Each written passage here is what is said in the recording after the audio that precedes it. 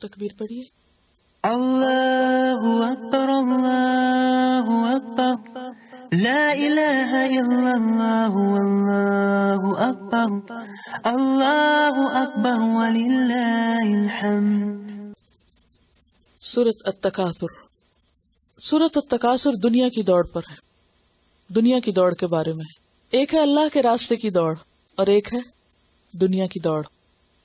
اللہ کے راستے کی دوڑ کو سورۃ العادیات میں بیان کیا گیا، والعادیات ضبحا، اور دوسری طرف دنیا کے لیے دوڑنے والوں کا حال بیان کیا گیا. اس سورت کے بھی مکی مدنی ہونے کا اختلاف ہے. اس میں ایک رکوع ہے، 8 آیات ہیں، 28 کلمات ہیں اور 120 حروف ہیں. بسم اللہ الرحمن الرحیم. الہاکم التکاثر. الہاکم غافل کر دیا تم کو، التکاثر زیادہ طلبی نے، بہتات نے. اللہ کا معنی ہوتا ہے زیادہ ضروری چیز سے غافل رکھنا، اور تکاثر مال اور اولاد کی کثرت کے لیے باہم جھگڑنا اور فخر کرنا. اور تکاثر میں 3 چیزیں پائی جاتی ہیں. پہلا یہ کہ انسان زیادہ حاصل کرنے کی کوشش کرے، دوسرا یہ کہ مقابلے میں حاصل کرے. پہلا کیا ہے؟ زیادہ کی طلب، زیادہ مل جائے. اچھا مل گیا، اب کیا ہوتا ہے انسان کا مقابلہ شروع ہو جاتا ہے کہ اس کے پاس اتنا تو مجھے اتنا چاہیے، یعنی زیادہ میں مقابلہ کرے زیادہ پانے کے لیے. اور تیسری چیز یہ کہ زیادہ پا کر ایک دوسرے پہ فخر جتائے. یہ تکاثر میں 3 چیزیں آتی، کثرت کی طلب بھی، مقابلے کی بات بھی، اور فخر جتانے کی بھی. الہاکم التکاثر، کثرت نے تم کو غافل کر رکھا ہے. اللہ کا لفظ کس سے ہے؟ لہو سے. اور لہو کا معنی کیا ہوتا ہے؟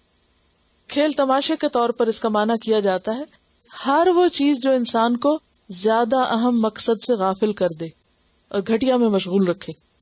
کم تر درجے کی چیز میں انسان کا مشغول ہونا اور زیادہ اہم چیز کو بھول جانا. اور تکاثر تفاعل کے وزن پر. یہ تکاثر کس چیز میں؟ صرف مال میں نہیں، دنیا کی ہر چیز میں کثرت کی خواہش، ایکسٹریمز پہ جانا، خواہ وہ دولت ہو، خواہ وہ شہرت ہو، اسباب لذت ہو، وسائل ہو، قوت ہو، مرتبہ اور مقام اور جاہ ہو، علم ہو، سوائے وہ علم جو نفع مند ہو. کیونکہ اس کے لیے تو کیا دعا کی گئی کہ کسی حد پہ نہ رکو، کیا کہو؟ ربی زدنی علما، اور زیادہ دے اور ملے. لیکن ایسا علم جو نقصان دہ ہو اور پھر انسان اس میں آگے بڑھتا چلا جائے، اس کی طرف اشارہ ہے. بات یہ ہے کہ انسان اکثر بھولا رہتا ہے کہ دنیا کے اسباب کو زیادہ جمع کرنا، دنیا کا مال زیادہ سمیٹنا، دنیا کی نعمتوں اور رونقوں کے پیچھے زیادہ بھاگنا انسان کی ذمہ داریوں میں اضافہ کرتا ہے. دنیا میں بھی اس کا کام بڑھاتا ہے اور آخرت میں بھی اسے اللہ کے ہاں جواب دہ بناتا ہے. تو الہاکم التکاثر حتی زرتم المقابر، یہاں تک کہ تم نے جا دیکھا قبروں کو. مقابر مقبرہ کی جمع، یعنی تمہاری یہ دوڑ لگی رہی یہاں تک کہ مرنے کا وقت آ گیا، اور اسی دوڑ میں مر گئے تم، اور جو کمایا تھا وہ کہاں گیا؟ پیچھے چھوڑ دیا. انسان کی اس خواہش کو ایک حدیث میں یوں بیان کیا گیا کہ اگر انسان کے پاس سونے کی ایک وادی ہو تو وہ دوسری کی تمنا کرے گا، اور ابن آدم کا پیٹ مٹی کے سوا کوئی چیز نہیں بھرے گی. وتحبون المال حبا جما. ایک اور حدیث میں آتا ہے انسان کہتا ہے میرا مال میرا مال، حالانکہ اس کا مال وہ ہے جس نے کھایا اور ختم کر دیا، یا پہنا اور بوسیدہ کر دیا، یا صدقہ کیا اور اس کو اپنے آگے کے لیے بھیج دیا تاکہ قیامت کے دن کام آئے. اس کے سوا جو کچھ ہے وہ اسے لوگوں کے لیے چھوڑ کے جانے والا ہے. الہاکم التکاثر حتی زرتم المقابر. کلا، ہرگز نہیں، ہرگز نہیں. کلا جو ہے یہ حرف ردا، ردا کہتے ڈانٹ کو، ڈانٹ ہے اللہ سبحانہ تعالیٰ کی طرف سے، جھڑکی ہے. کیا کہ سٹاپ اٹ، مت بھاگو دنیا کے لیے، اتنا چھوڑ کے جانا ہے اس کو. تکاثر ٹھیک نہیں ہے، تکاثر درست نہیں ہے جب تک کہ وہ خیر کے لیے نہ ہو. کیونکہ فاستبقوا الخیرات، خیر اور بھلائیوں اور آخرت کے لیے دوڑو. ففروا الی اللہ، اور اگر تم باز نہیں آتے تو دیکھنا کہ پھر کلا، ہرگز نہیں، سوف تعلمون، ان قریب تم جان لوگے. کیا چیز؟ تکاثر کا انجام، نتیجہ، کہ جس چیز میں تم پڑے ہوئے ہو اس کا نتیجہ کیا ہے. ثم کلا، پھر ہرگز نہیں، سوف تعلمون، ان قریب تم جان لو گے، جلد تمہیں پتہ چل جائے گا. کب؟ جلد سے کیا مراد ہے؟ موت کے آتے ہی، آنکھ بند ہوتے ہی تم کو معلوم ہو جائے گا. کلا، ہرگز نہیں. لو تعلمون علم الیقین، کاش تم جانتے ہوتے یقین کے علم کو، یعنی تمہیں حقیقی بات پتا ہوتی کہ دنیا کے مال کی اور دنیا کی کثرت کی حقیقت کیا ہے. لترون الجحیم، یہ ایک نئی بات ہے، الگ بات ہے. یہاں تک جو آیت تھی نا، آیت 5 تک، یہ پچھلی بات سے متعلق ہے، تکاثر سے متعلق ہے کہ ان قریب تم جان لو گے. کاش تم جان لو علم یقینی، یعنی موت سے پہلے دنیا میں ہی تم کو پتا چل جائے، تمہیں یقین آ جائے. جیسے آتا ہے نا، یا ایھا الذین آمنوا لا تلھکم اموالکم واولادکم عن ذکر اللہ ومن یفعل ذلک فاولئک ھم الخاسرون. اور کاش تم کو پتا چل جائے کیا، کہ ما عند اللہ خیر من اللہو ومن التجارہ واللہ خیر الرازقین. اور کاش تم کو یقین آ جائے کیا، کہ وما ھذہ الحیاۃ الدنیا الا لہو ولعب وما الحیاۃ الدنیا الا متاع الغرور. لیکن یہ کب پتا چلے گا؟ جب وہاں آنکھ کھلے گی کہ جو پیچھے چھوڑا ہے وہ تو ایک کھیل تھا، تو کچھ بھی نہیں تھا. ایک اور جگہ پر اللہ تعالیٰ فرماتے ہیں نا، اعلموا انما الحیاۃ الدنیا لعب ولہو، جان لو کہ دنیا کی زندگی کیا ہے، لعب اور لہو، وزینۃ وتفاخر بینکم وتکاثر فی الاموال والاولاد کمثل غیث اعجب الکفار نباتہ ثم یہیج فتراہ مصفرا ثم یکون حطاما وفی الآخرۃ عذاب شدید ومغفرۃ من اللہ. دونوں چیزیں ہیں وہاں. دیکھنا یہ کہ تم کس کے لیے بھاگ رہے، تمہاری کوشش کیا ہے. پھر فرمایا لترون الجحیم، البتہ تم ضرور دیکھ لو گے جہنم کو، بھڑکتی آگ کو. جیسے ایک اور جگہ پر آتا ہے ورأى المجرمون النار فظنوا انہم مواقعوها ولم یجدوا عنہا مصرفا. اور آل فرعون کے بارے میں کیا آتا ہے، النار یعرضون علیہا غدوا وعشیا ویوم تقوم الساعة ادخلوا آل فرعون اشد العذاب. مرتے ہی انسان کو دکھا دیا جاتا ہے کیا، الجحیم. لترون الجحیم ثم لترونها عین الیقین، پھر البتہ تم ضرور دیکھو گے اس کو یقین کی آنکھ سے. آج ہم کس آنکھ سے دیکھ رہے ہیں اس کو، امیجنیشن کی آنکھ سے، لیکن اس دن یقین کی آنکھ سے دیکھو گے. اور یہ سب دیکھیں گے، مومن کافر سب دیکھیں گے. لیکن مومن کا دیکھنا کیا ہوگا، بس ایک جھلک دیکھیں گے اور آگے نکل جائیں گے. لیکن کافر تو پھر سوچیں گے کہ اب اسی میں جا کے پڑھنا، یہی ہمارا گھر ہے. ثم لتسألن یومئذ عن النعیم، پھر البتہ تم ضرور پوچھے جاؤ گے اس دن نعمتوں کے بارے میں. تسألن کا مطلب یہاں صرف سوال کرنا نہیں ہے، اس سے مراد حساب کتاب کرنا اور اس کے انجام تک پہنچانا، جزا سزا دینا. یعنی پوچھ پڑتال بھی ہوگی اور اس کے ساتھ ساتھ اس کا نتیجہ بھی دکھایا جائے گا. یہ کون سی نعمتوں کی بات ہو رہی ہے کہ تم سے ضرور پوچھا جائے گا؟ انسان کو کیا کچھ ملا ہے، کون کون سی نعمتیں ہمارے پاس؟ مثلا اللہ سبحانہ وتعالیٰ فرماتے ہیں وَمَا بِكُم مِّن نِّعْمَةٍ فَمِنَ اللَّهِ، جو بھی ملا سبھی نعمت ہے، سب اللہ کی طرف سے. کتنا ہے؟ وَإِن تَعُدُّوا نِعْمَةَ اللَّهِ لَا تُحْصُوهَا، گننا چاہو تو گن نہیں سکتے. اور پھر یہ صرف دنیا کی نعمتیں نہیں، دین بھی نعمت ہے. الْيَوْمَ أَكْمَلْتُ لَكُمْ دِينَكُمْ وَأَتْمَمْتُ عَلَيْكُمْ نِعْمَتِي. اور پھر دین کی خاطر جو محبت ہے آپس میں، یہ بھی نعمت ہے. وَاذْكُرُوا نِعْمَةَ اللَّهِ إِذْ كُنتُمْ أَعْدَاءً فَأَلَّفَ بَيْنَ قُلُوبِكُمْ. حقیقی دین یا دین کی سمجھ انسانوں کے اندر کیا پیدا کرتی ہے؟ باہم الفت. جس سے دین سے محبت ہوتی ہے اسے دین والوں سے خود بخود محبت ہو جاتی. اور پھر اس کے بعد دنیا کی باقی نعمتیں، مثلا ہمارا جسم، الم نجعل لہ عینین ولسانا وشفتین وہدیناہ النجدین، یہ سب چیزیں کیا ہیں؟ نعمتیں. ان السمع والبصر والفؤاد کل اولئک کان عنہ مسئولا لتسألن، ان سب چیزوں کا سوال ہے. اسی لیے حضرت سلیمان علیہ السلام کیا دعا مانگتے تھے؟ رب اوزعنی ان اشکر نعمتک التی انعمت علی وعلی والدی وان اعمل صالحا ترضاہ وادخلنی برحمتک فی عبادک الصالحین. چلیے اس کی تلاوت سن لیجیے، پھر آپ دیکھیں کہ آپ نے نعمتوں کا حق کتنا ادا کیا، آپ نے کیا کوششیں کی ہیں، آپ کو اپنی کوشش نظر آئے گی. بسم اللہ الرحمن الرحیم. الہاکم التکاثر حتی زرتم المقابر كلا سوف تعلمون ثم كلا سوف تعلمون كلا لو تعلمون علم اليقين لترون الجحيم ثم لترونها عين اليقين ثم لتسألن يومئذ عن النعيم.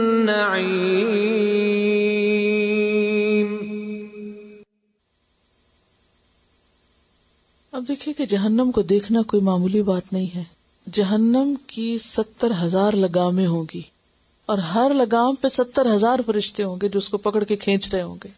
کتنی بڑی بلا ہوگی کہ جس کا صرف دیکھنا وہ اتنا ہیبت پیدا کر دے گا, اتنا ہول اور اتنا خوف بندوں کے اندر پیدا کر دے گا کہ اگر دنیا میں واقعی کوئی اس کو اپنے امیجنیشن میں بھی دیکھے تو غلط کاموں سے خود بخود دور بھاگے. لیکن آج ہم نہیں دیکھتے. کہا کہ لَتَرَوُنَّهَا عَيْنَ الْيَقِينِ, وہاں یقین کی آنکھ سے دیکھو گے. لیکن وہ جو واقعی یقین رکھتے ہو دنیا میں اس پر, صحابہ کرام, تو ان کے لیے دنیا بہت حقیر ہو گئی تھی. ان کی ساری کوششیں آخرت اورینٹڈ تھی, ان کا رخ بدل گیا تھا. ہمارا ابھی تک پیراڈائم شفٹ نہیں ہوا, ہمارا ابھی مرکز کچھ اور ہے. اسی لیے ہماری کوششیں اسی کے لیے ہیں جو زیادہ اہم ہے ہمارے لیے. اور یہ جہاں تک نعمتوں کا سوال کا تعلق ہے تو کن نعمتوں کا؟ سب نعمتوں کا. حضرت جابر سے روایت ہے کہ آپ ہمارے یہاں تشریف لائے, ہم نے آپ کو تازہ کھجور اور ٹھنڈا پانی پلایا. آپ نے فرمایا یہ ان نعمتوں میں سے جن کے بارے میں پوچھا جائے گا. کیا پوچھا جائے گا کہ ان نعمتوں کو پا کر کیا کیا, کتنا شکر ادا کیا, کہاں استعمال کیا, کہاں لگایا, دوڑ کدھر کو تھی, جس نے دیا اس کو بھی یاد رکھا یا نہیں. ہم سب کتنی کوششیں کرتے ہیں, کیا کوششیں کرتے ہیں, تھوڑا سا ہم اپنا جائزہ لیں, کیونکہ ہم سب سمجھتے ہیں کہ بہت کچھ کر چکے ہیں اور چھوٹی چھوٹی اپنی کوششوں پر راضی ہو جاتے. اصل چیز جو ہمیں اپنے اندر سے نکالنے کی ہے نا, کہ اپنی کوشش پر راضی نہ ہو کے بیٹھا کریں تو بہت کچھ کر لیے. کبھی مطمئن نہ ہو, کبھی اس کو زیادہ نہ سمجھے. یعنی خیر اور بھلائی کے لیے کی جانے والی کوششیں جو ہیں ان میں ہمیشہ زیادہ کے حریص رہیں. لیکن وہ کیوں نہیں ہو سکتی؟ جیسے سورۃ العادیات کا بھی یہی موضوع ہے. وہاں بھی دوڑ ہے ایک خاص چیز کی, اور یہاں بھی دوڑ ہے. وہاں دوڑ خیر کے لیے اور یہاں دوڑ دنیا کے لیے. تھوڑی دیر کے لیے سوچیں کہ ہم جس بھی چیز کے زیادہ ہونے کی طلب رکھتے ہیں, خواہش رکھتے ہیں, اس کا انجام کیا ہے؟ خواہ مال کی بہتات ہو, خواہ کسی بھی اور چیز کے اکٹھا کرنے یا جمع کرنے کا شوق ہو. ہمیں سے ہر ایک سوچے کہ اس کو کیا سمیٹنے کا شوق ہے, وہ کیا اکٹھا کر رہا ہے. کسی کو کپڑے اکٹھے کرنے کا شوق ہوتا ہے, کسی کو برتنوں کا, کسی کو ڈیکوریشن پیس کا, کسی کو کسی چیز کا, زیور کا, طرح طرح کے سیٹ جمع کرنے کا, اور طرح طرح کے پرس, جوتے, اور میوزک سی ڈیز, اور انٹیک جمع کرنے کا شوق ہوتا ہے, اور کاسمیٹکس. یعنی بے مقصد طور پر بعض اوقات چیزیں اکٹھی کی چلی جاتی ہیں. اور کسی کو سیکھنے کا شوق ہوتا ہے. ایک 12 سال کی بچی جس نے الہدا سے پورا کورس کیا اور اب وہ کیا کر رہی ہے اس کی داستان سننے کی ہے آج کے لیسن کے ساتھ. ولادیات ذبحا کے کانٹیکس میں چاہ رہی تھی کہ آپ کو سناؤں کہ شی از اونلی 12. جب وہ آئی تو ہم اس کو داخلہ نہیں دے رہے تھے کہ یہ کیسے پڑھے گی, یہ کیا پڑھے گی, لیکن اس کا جذبہ اور اس کا شوق, اس کی وجہ سے اس کو داخلہ دینا پڑا. پھر اس نے پڑھا اور پھر چاہ کے وہ کتنا کام کر رہی ہے, کتنی محنت کر رہی ہے, آپ سوچ نہیں سکتے. السلام علیکم ورحمۃ اللہ وبرکاتہ. میرا نام طیبہ نصیر ہے, میرا تعلق لاہور سے ہے. میں نے ایف لاگ تعلیم القرآن فیسٹ بیچ سے کورس کیا ہے. جب میں یہاں آئی, جب میں نے تعلیم القرآن کورس کیا تب میری عمر 12 سال تھی. میں نے تعلیم القرآن کورس کرنے سے پہلے ہی کیا ہوا تھا.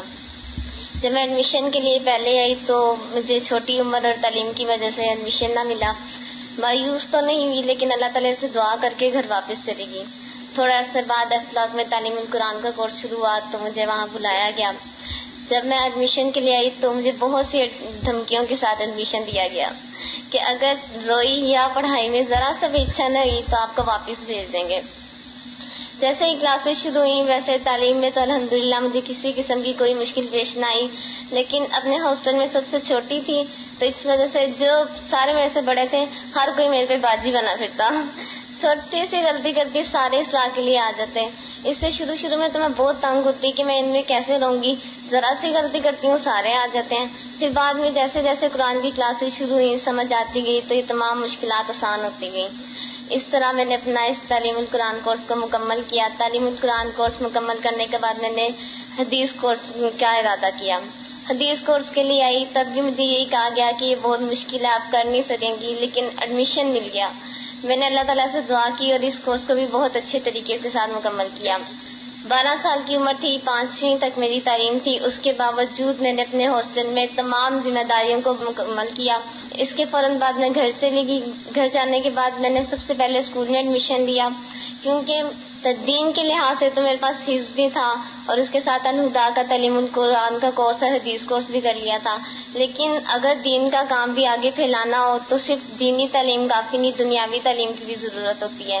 میں نے 8 کلاس میں ایڈمیشن لیا اور اس کے ساتھ ساتھ 2 کورسز شروع کروائے، جن میں ایک بچوں کا کورس جو دوپہر کو کرواتی تھی اور ایک لڑکیوں کا کورس سمر کورس جو شام کے وقت کرواتی تھی. میں نے یہ 2 کورس شروع کروائے تو اس میں میری روٹین بہت ٹف ہوگی، کیونکہ صبح اسکول جانا، اسکول سے سیدھا واپسی پر بغیر گھر گئے بچوں کی کلاس لینی، بچوں کی کلاس کے بعد فوراً لڑکیوں کی کلاس لینی اور اس کے بعد اکیڈمی کا ٹائم ہو جانا، فوراً اکیڈمی چلے جانا، اور اس طرح صبح 7 بجے گھر سے نکلنا، 9 بجے گھر آنا. بعض اوقات اتنی روٹین ٹف ہونے سے گھبراتی تو فوراً اللہ تعالیٰ کے اس اجر کو یاد کر لیتی جو اللہ تعالیٰ نے قرآن مجید میں ان لوگوں کے لیے بتایا ہے کہ جو لوگ قرآن مجید کو بہتر طریقے سے پڑھتے ہیں اور آگے پڑھاتے ہیں. اور آپ صلی اللہ علیہ وسلم کی وہ حدیث کو یاد کر لیتی کہ آپ صلی اللہ علیہ وسلم نے فرمایا کہ تم میں سے بہترین شخص وہ ہے جو قرآن پڑھتے ہیں اور آگے پڑھاتے ہیں. اس طرح میں نے یہ 2 کورسز مشکلات کے باوجود بہت اچھے طریقے سے مکمل کروائے. اور پھر میں نے رمضان میں دورہ قرآن شروع کروایا. دورہ قرآن کے لیے جب میں پہلے دن گئی تو وہاں کوئی بھی نہ آیا. اس سے میں بہت گھبرا گئی کہ پہلا دن اور کوئی بھی نہیں آیا، لیکن میں نے اللہ تعالیٰ سے دعا کی اور آہستہ آہستہ وہاں لوگ آنا شروع ہوئے. جیسے لوگ آنا شروع ہوئے مجھے دیکھتے اور ایک دم حیران سے رہ جاتے کہ یہ کیا میں پڑھائیں گی، چھوٹی سی تو خود ہے، انہیں تو کچھ بھی نہیں آتا ہوگا. اور اتنے عجیب عجیب سوال کرتے، بعض اوقات جو ہے نا میں گھبرا جاتی، لیکن میں فوراً اللہ تعالیٰ سے کہتی کہ اللہ مجھے کچھ بھی نہیں آتا، پہلے بھی کچھ نہیں آتا تھا، آپ نے مجھے اس تعلیم کے قابل بنایا، اب مجھے اس قابل بھی بنانا کہ میں ان کے جواب کو آسانی سے دے سکوں. اور اللہ تعالیٰ ایسی مدد فرماتے کہ مجھے ان کے سوال دینے کی کوئی مشکل پیش نہ آتی. وہ جو بھی سوال کرتے اور میں فوراً سے ان کا جواب دے دیتی. اس طرح میں نے دورہ قرآن بھی مکمل کروایا. اب میں بچوں کا کورس کروا رہی ہوں جن میں بچوں کی تعداد 56 ہے، اور اس کے ساتھ ساتھ میں صبح اسکول جاتی ہوں، دوپہر میں بچوں کا کورس کرواتی ہوں اور شام میں اکیڈمی جاتی ہوں. اس طرح اتنی روٹین ٹف ہونے کے بعد جب تھک جاتی ہوں تو اس امید پہ چپ ہو جاتی ہوں کہ اس میں آخرت کا اجر بھی بہت زیادہ ہے. میرا آپ سب کے لیے یہی پیغام ہے کہ اگر ہمت اور جذبہ ہو، تعلیم اور عمر کی کمی کسی بھی لحاظ سے کسی چیز میں رکاوٹ نہیں پیش آتی. والسلام علیکم ورحمۃ اللہ وبرکاتہ. یہ جذبہ کون دیتا ہے؟ کیونکہ چھوٹے ہوتے انرجی زیادہ ہوتی ہے نا. انہی بچوں کے پاس اگر کوئی کام نہ ہو تو وہ گھر سر پہ اٹھائے رکھتے ہیں، سارا دن ماں باپ کو پریشان کرتے ہیں. تو کتنا ضروری ہے کہ چھوٹی عمر میں ہی بچوں کو کوئی ڈائریکشن. اور ہم یہی لاڈ کرتے رہے، ابھی تو بچے ہیں، ابھی تو بچے ہیں، ابھی کیا کریں گے، توتلی زبانوں میں ان سے باتیں کرتے رہتے ہیں، لاڈوں میں ان کو پالتے ہیں، محنت ان کو کرواتے نہیں. اور پھر جب وہ مضبوط تناور درخت ہو جاتے ہیں، بگڑ جاتے ہیں، پھر ہم کہتے ہیں کہ اب یہ ہمارے ہاتھ نہیں آتے. ٹھیک ہے کچھ چیزیں گاڈ گفٹڈ ہوتی ہیں کہ بولنے کی صلاحیتیں ہیں کچھ، لیکن اس کے پیچھے ایک بہت بڑی محنت بھی ہے، ایک کوشش بھی ہے. اور یہ کوشش اس وقت ہوتی ہے جب زندگی کا کوئی مقصد اور نصب العین اور ایک کوئی نقطہ ہوتا ہے جس کے لیے انسان محنت کرتا ہے، اور صرف خود نہیں کرتا بلکہ اپنے آل اولاد اور بچوں کے اندر بھی وہی کچھ ڈالتا ہے. تو جب تک اندر آگ نہ بھڑکتی ہو انسان کے، جب تک اندر تکلیف نہ ہو کسی بھی چیز کی، تو انسان محنت نہیں کر سکتا. اور پھر آپ دیکھیں کہ جو بچہ حفظ کر جاتا ہے اس کا دماغ بہت کھل جاتا ہے. تو اس بچی نے حفظ کیا ہوا ہے. ایکچولی یہ تھا کہ ہمارے پاس ایک تو ریگولر کورس ہوتا ہے نا جس میں بڑی عمر کی بچیوں کو لیتے ہیں، لیکن پھر یہ تھا کہ اتنا ہم پہ پریشر پڑا تو الحمدللہ ہماری بہنوں میں سے ایک بہن نے، ان کے پیرنٹس نے ان کو جو جگہ دی وہ جگہ انہوں نے ڈونیٹ کی. اس پر پھر الہدا نے ایک بلڈنگ تعمیر کرے، بلکہ ان کی فیملی کے لوگوں نے مل کے تعمیر کرے. اس میں ہم نے ہاسٹل بنایا، اور ایسے تمام لوگ جو ریگولر کورس میں فٹ نہیں ہوتے تھے کسی بھی کمزوری کی وجہ سے، ان کو وہاں رکھا دن رات. تو یہ بچے اسی کورس میں سے ہیں، اور ان کو پھر ہم نے بعد میں بلایا تھا جو ریگولر ایڈمیشن میں نہیں تھے. تو دن رات ان کا وہاں رہنا اور پھر اس میں سیکھنا، اور الحمدللہ پھر جن کی ٹیچر تھی وہ بھی بہت اچھی تھی اور بہت اچھی طرح ٹریننگ دے کر آگے پھر بھیجا الحمدللہ. یہ ایک اور کمزور آنکھوں والی ایک بچی کا واقعہ یہ بھی سنانا چاہ رہی تھی کہ شوق انسان سے کیا کچھ کراتا ہے. جی ویسے میرے گاؤں میں پرائمری تک تو پڑھ لیا، لیکن بڑی مشکل سے اور نہ ہونے کے برابر، کیونکہ وہاں پر زیادہ تعلیم پر توجہ نہیں دی جاتی اور آگے پڑھنے کی پرمیشن نہیں ملی.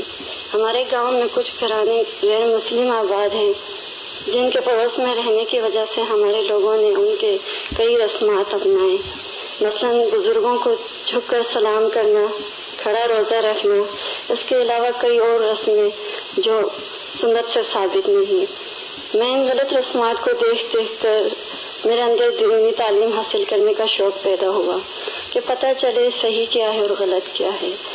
پھر اسی طرح کچھ عرصہ گزر گیا اور میں نے اپنے آنکھوں کے علاج کے لیے راولپنڈی آئی اماموں کے پاس، اور ساتھ مجھے ایک اچھے ادارے کی تلاش بھی رہی. پھر یہاں پہ میری ایک آنٹی رہتی تھی، انہوں نے مجھے روشنی کے سفر کے بارے میں بتایا. الحمدللہ داخلہ ہوا اور مشکلیں بھی آئی لیکن مکمل ہوا. آگے مجھے مزید تفصیل سے پڑھنے کا شوق پیدا ہوا تو میرے ذہن میں ایک ہی بات تھی کہ تعلیم بھی کم ہے، نظر کی کمی ہے، اور دوسری سب کو خود استاد بننا، ماحول اور سب کچھ کور کرنا میرے لیے بہت مشکل تھا.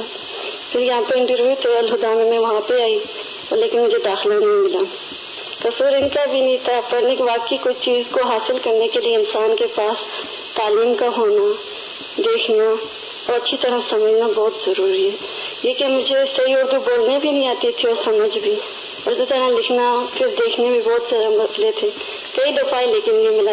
جب میں یہاں سے نا امید ہو کر نکل گیا کسی اور ادارے کی تلاش میں کہ کیا ہوا اگر میں دیکھ نہیں سکتی، صحیح بول نہیں سکتی، سن تو سکتی ہوں نا، میں سن لوں اس اللہ کے کلام میں کیا ہے.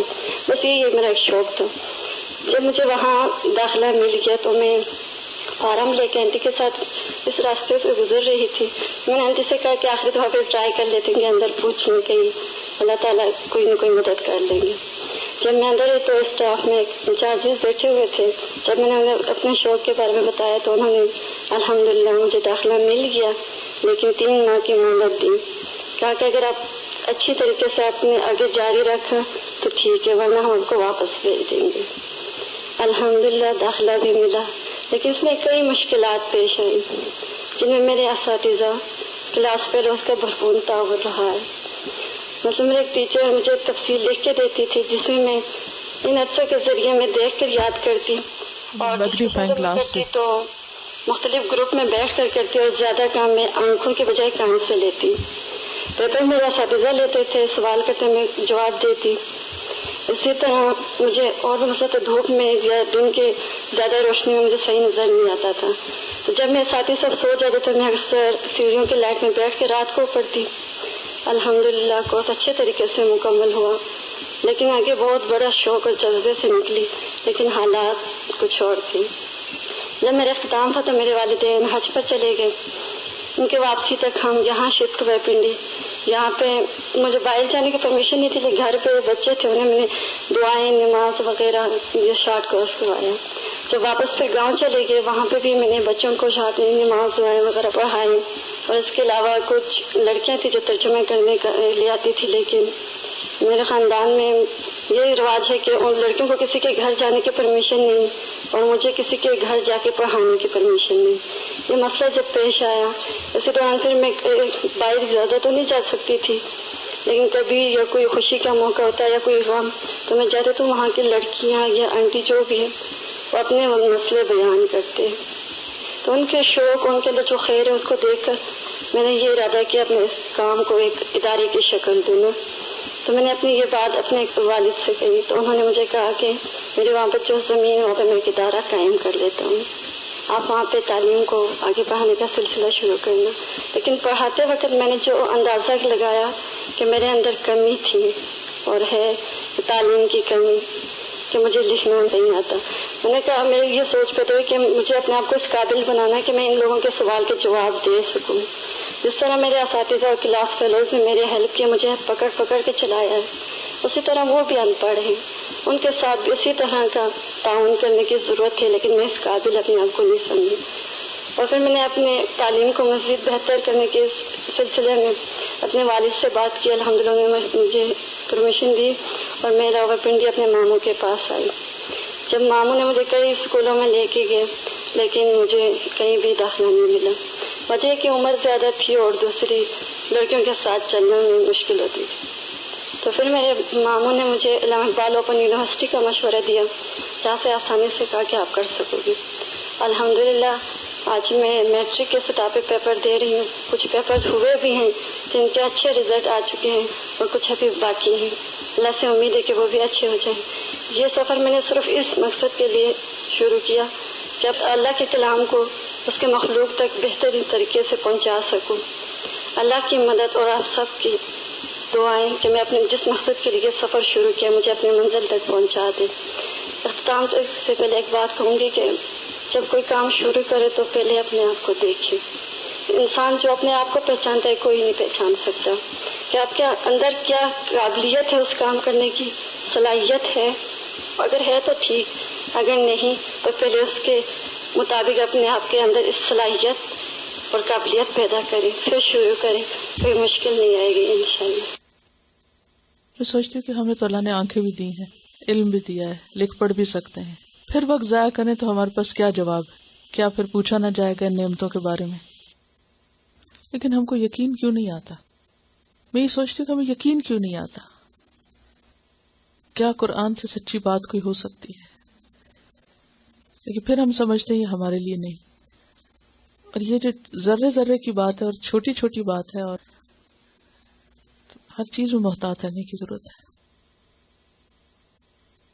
سبحانک اللہم و بحمدک نشہد ان لا الہ الا انت نستغفرک و نتوب الیک۔ السلام علیکم و رحمۃ اللہ وبرکاتہ۔